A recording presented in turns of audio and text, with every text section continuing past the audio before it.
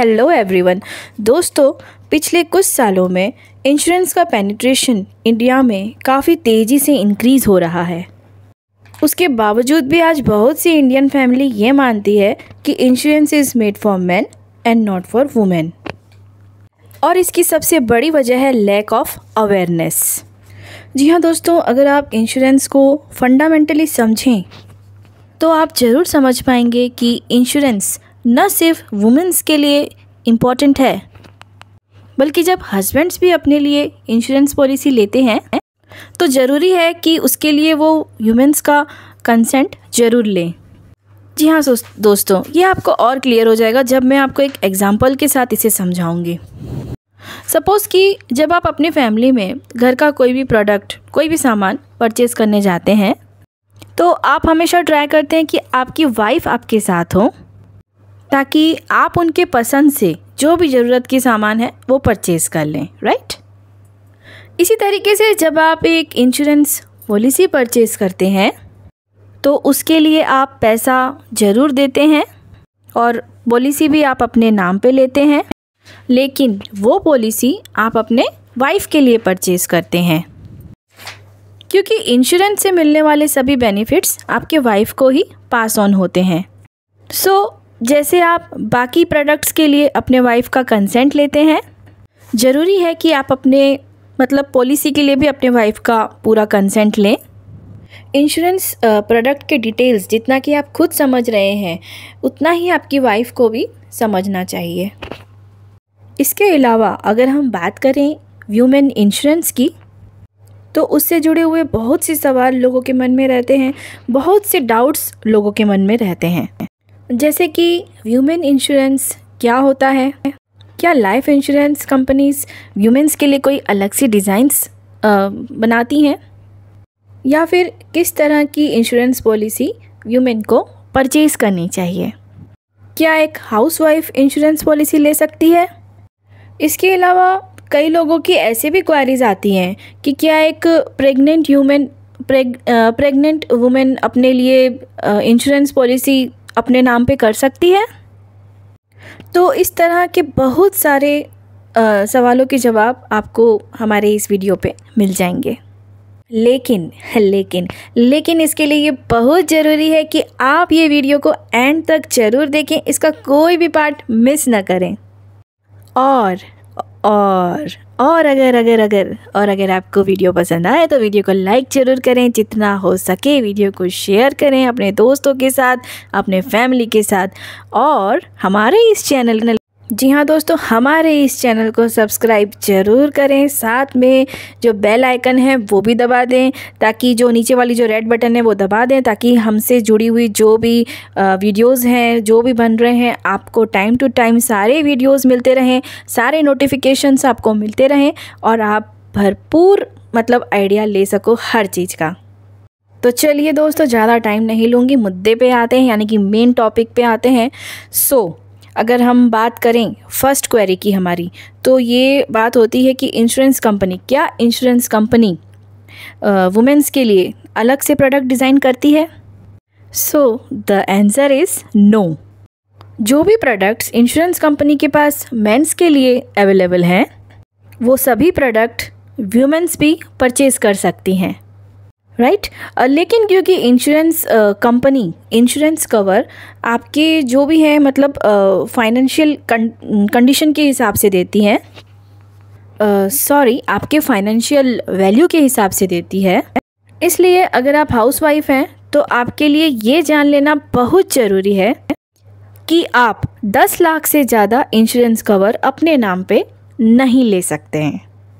अगर आपने कोई एग्जिस्टिंग पॉलिसी परचेज़ की है और अगर उसमें आपका इंश्योरेंस कवर 10 लाख से ज़्यादा है, तो आप ज़रूर अपने पॉलिसी डॉक्यूमेंट को चेक करें, उसमें आपके फैक्ट्स को ज़रूर मिसरिप्रेजेंट किया गया होगा। कई बार इंश्योरेंस एडवाइज़र आपको ज़्यादा कवरेज देने के लिए आपके प्रोफाइल को as a working women show कर देते हैं, जैसे आपका कोई बुटीक दिखा देते हैं, या फिर होम ट्यूटर हैं आप ये मेंशन कर देंगे, या कोई पार्लर आपका दिखा दिया जाता है, जिसकी वजह से प्रॉब्लम आपको आती है अगर कोई अर्ली क्लेम्स आपके आ जाते हैं। एज़ पर IRDAI अगर 2 साल के अंदर अंदर आपका क्लेम रेज होता है तो उस केस पे इन्वेस्टिगेशन होती है, और अगर वहाँ पे पता लगता है कि आप एक वर्किंग वुमेन नहीं थे, हाउसवाइफ थे और वर्किंग वुमेन आपको दिखाया गया है, तो आपका क्लेम भी रिजेक्ट हो सकता है, राइट। सो गोइंग फॉरवर्ड जब भी आप एक पॉलिसी परचेज करते हैं तो आपको पता होना चाहिए कि अगर आप हाउसवाइफ हैं तो 10 लाख से ज़्यादा का कवर आपको नहीं मिल सकता। हाँ, अगर आप एक वर्किंग वुमेन हैं तो आप अपने सोर्स ऑफ इनकम के अकॉर्डिंग अपने लिए इंश्योरेंस कवर ले सकते हैं। अब बात करते हैं कि वुमेन्स को किस तरह की पॉलिसी अपने लिए परचेज़ करनी चाहिए। देखिए, मार्केट में 2 पॉपुलर तरीके के इंश्योरेंस पैकेजेस अवेलेबल हैं। एक प्योर इंश्योरेंस पॉलिसी जिसे टर्म प्लान भी कहा जाता है, दूसरा इंश्योरेंस कम सेविंग या इन्वेस्टमेंट पॉलिसी जो आपको मनी बैक फॉर्म की पॉलिसीज़ में मिलती हैं, या एंडोमेंट प्लान भी हो सकते हैं, या आपके यूनिट लिंक्ड इंश्योरेंस प्लान भी हो सकते हैं। तो आपको अपने बजट और आप अपने ज़रूरत के हिसाब से कोई भी प्रोडक्ट चूज़ कर सकते हैं। अगर आप बात करें पर्सनल मेरे रिकमेंडेशन की, तो मैं सभी वुमेन क्लाइंट्स को हाईली रिकमेंड करती हूँ कि एक मंथली इनकम प्लान लेने के लिए।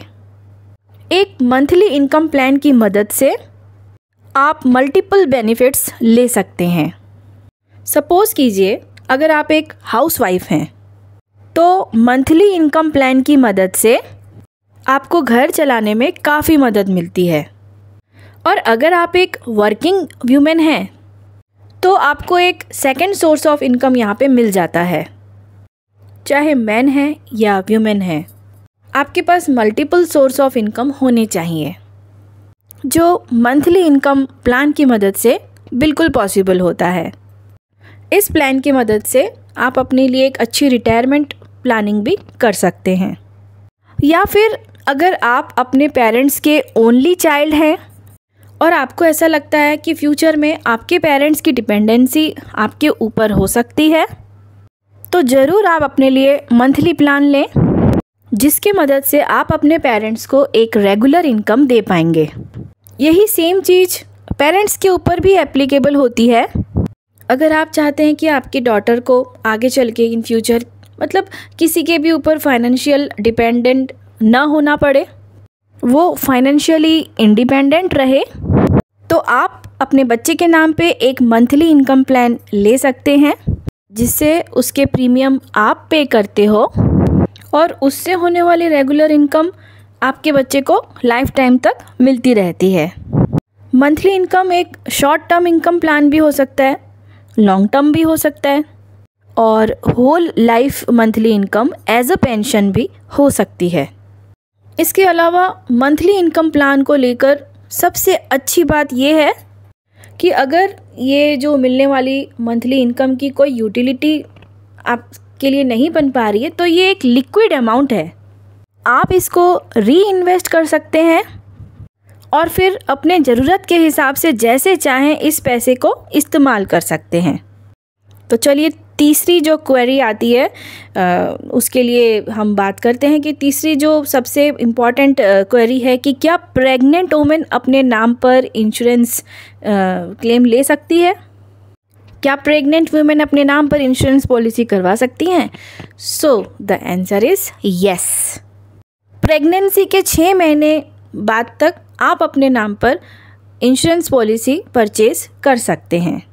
कुछ लोगों का ऐसा भी मानना है कि प्रेग्नेंट वुमेन अगर अपने नाम पर इंश्योरेंस कवर्ड लेती है तो कंपनी जो है उसका मोर्टेलिटी चार्ज ज़्यादा करती है, मगर ऐसा बिल्कुल भी नहीं है।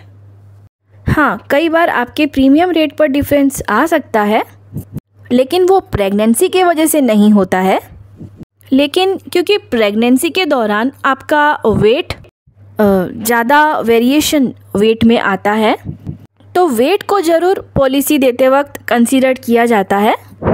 और उसके बेस पर आपका प्रीमियम ऊपर नीचे हो सकता है। So this could be the reason. इसके अलावा देखिए, पॉलिसी लेते वक्त आपको बहुत सारी चीज़ों का, बहुत सारी बातों का ध्यान रखना होता है और आपको प्रिकॉशंस लेने होते हैं। जैसे सपोज़ कीजिए एज अ व्यूमेन, अगर आपने अपने शादी से पहले कोई पॉलिसी प्रोडक्ट परचेज़ किया है तो शादी के बाद आपको रिक्वायर्ड चेंजेस पॉलिसी में करा लेना बहुत ज़रूरी है। जैसे कि आपको अपना नॉमिनी चेंज करा देना है, अपना एड्रेस आपको चेंज कराना है, राइट, अपना सरनेम आपको चेंज करा देना है। क्योंकि देखिए, बहुत सी ऐसी फैमिली होती है जहाँ पर शादी के बाद हमारा सरनेम, नाम सब कुछ चेंज हो जाता है। हाँ, कुछ मतलब फैमिलीज़ ऐसे होती हैं जहाँ पे नाम वगैरह चेंज नहीं होता, और ये तो हर किसी के घर का, हर किसी के मतलब कास्ट का अपना अपना सिस्टम होता है। तो ये सब पॉलिसी में ज़रूरी होता है। इसके अलावा अगर आपके हस्बैंड ने कोई पॉलिसी ली है अपने नाम पर, तो आप ज़रूर इंश्योर करें कि आप अगर अपने वाइफ को पॉलिसी में नॉमिनी बना रहे हैं तो पॉलिसी को आप ह्यूमन प्रोटेक्शन एक्ट के अंदर लें, राइट। इसे MWP एक्ट भी कहा जाता है। तो इससे होता ये है कि अगर आप बिजनेसमैन हैं और अगर आपको बिज़नेस में लॉसेस होते हैं, तो अगर आपकी जो पॉलिसी है वो MWP एक्ट के अंदर ली हुई है, तो कोर्ट आपके पॉलिसी को अटैच नहीं कर सकता। उस पे 100% राइट आपकी वाइफ का ही वहाँ पर होता है।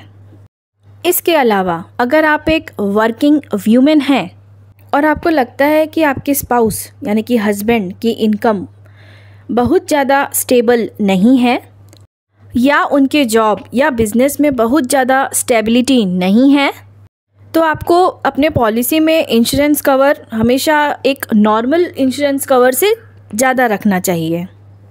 So this was all about women insurance. I hope आप लोगों को ये वीडियो ज़रूर पसंद आया होगा। दोस्तों, आज की जो ये टॉपिक है यहीं पर मैं ख़त्म करती हूँ। फिर हम मिलते हैं किसी और बहुत अच्छे इंटरेस्टिंग से मतलब वीडियो पर या व्लॉग पर या रेसिपी पर।